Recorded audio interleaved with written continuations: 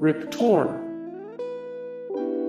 Rip Torn's name may be terribly redundant, but his Hollywood career wasn't. Torn's prolific body of work includes the role of Artie on The Larry Sanders Show, for which he was nominated for 6 Emmy Awards, a litany of Broadway debuts, and an Academy Award nomination for Best Supporting Actor. Over the span of his long career, Torn appeared in films ranging from Men in Black to Dodgeball, all while having a name that sounds like the most conflicted hipster surfer supervillain ever. More Rip Torn 359 of 428. Here's a list of every known Republican celebrity. 162 of 287, 275 plus celebrities with twin children. 48 of 64, 60 plus celebrities accused of horrible crimes. Richard Bong. Dick Bong. Something you might see while taking a Rorschach test while high, drawn on a high school gym's bathroom stall, or in a hippie's nightmare. But we're not talking about those Dick Bongs. We are talking about Dick Bong, the ace fighter pilot. Bong was an Air Force major who received the Medal of Honor from General Douglas MacArthur in World War II. He also famously attached the headshot of his girlfriend, Marge, to the nose of his Lockheed P-38 Lightning fighter. Marge brought him luck. Bong became the country's highest-scoring flying ace, credited with shooting down 40 Japanese aircrafts. To get a sense of just how good Bong was, to qualify as an ace fighter pilot, you have to shoot down enemy aircraft 5 times. This guy did that 40 times. Bong fulfilled his duty to his country and was a bona fide war hero, all the while having a name that conjures an image of what would happen if a smoking device mated with male reproductive organs. Sheila Butt. The 64th District of Tennessee voted for Butt. That's right. The current Republican majority floor leader of the Tennessee House of Representatives has the last name Butt. Before Sheila Butt's success in the political arena, she was a co-founder and managing editor of S&S Bovine Images, which is exactly what it sounds like, and also co-founder and managing editor of Tennessee Cattle Business, the official publication of the TN Cattlemen's Association. Butt also wrote her own book. In Butt's Christian novel, Everyday Princess, Daughter of the King, she wrote that while she never drank alcohol or used drugs growing up, she did date plenty of boys. That is, until she of course met Stan Butt and adopted his name, forever choosing the abbreviation for buttocks over her maiden name, Keckler. It's clear Sheila must have really loved her husband. Jakob Fugger. With a moniker of Fugger the Rich, it can be assumed German-born Jakob Fugger didn't give a F***ck. Born into a well-heeled merchant family, Fugger became a pioneering Renaissance banker who would someday own 2% of Europe's economic output. How? He was one of the original merchants of Venice.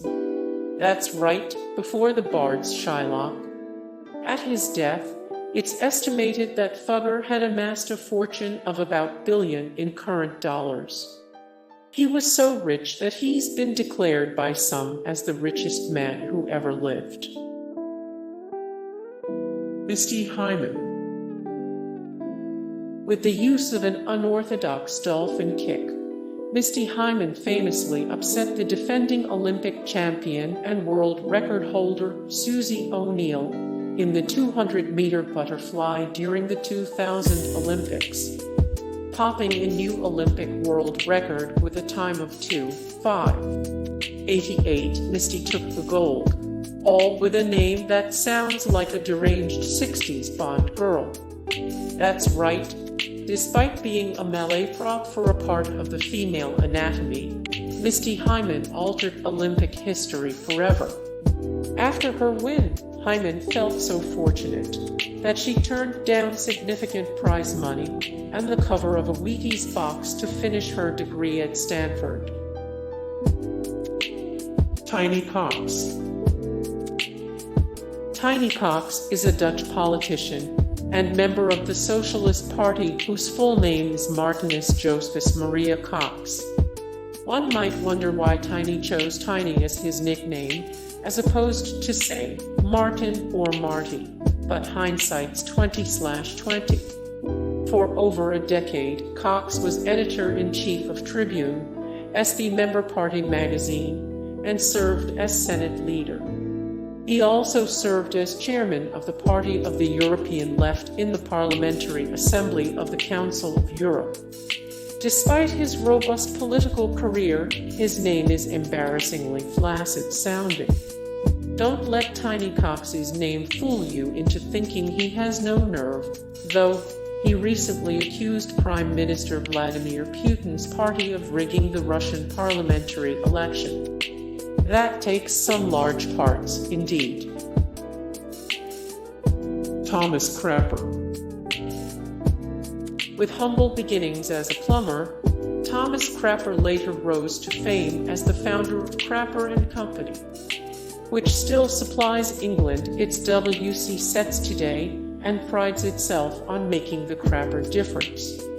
According to latrine lore, in the 1880s, Prince Edward, later Edward Roman VII, asked Thomas Crapper & Company to supply 30 lavatories with cedarwood seats in his Sandringham estate in Norfolk, thus giving Crapper his first royal warrant and the prince his first porcelain throne.